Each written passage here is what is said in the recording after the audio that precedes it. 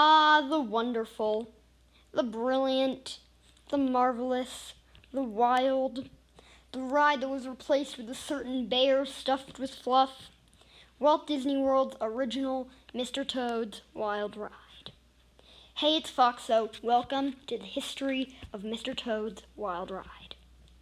Mr. Toad's Wild Ride was an opening day attraction at Disneyland in Anaheim. I'm about to tell you the plot. Once aboard your motor car vehicle, you head into Toad Hall and wind your way through armor stands, a fireplace, and you'd eventually crash into a bookcase. After going through a brief pitch-black room, you find yourself in an English countryside and nearly crash into a cabin, most likely Ratty's cabin. You would find yourself in the city and nearly collide with the local antique shop.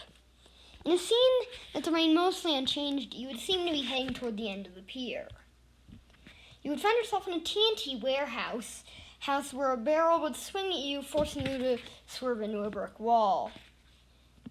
You would then get crushed by a railroad train and receive a nice, warm Disney welcome into heck.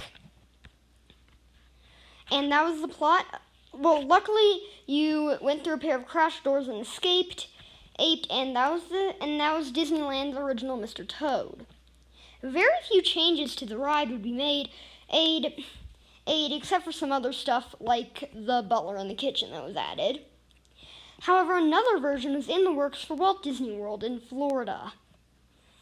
This version of Mr. Toad's Wild Ride had opened in 1971 with the rest of the park, and unlike Disneyland, it had 2 tracks.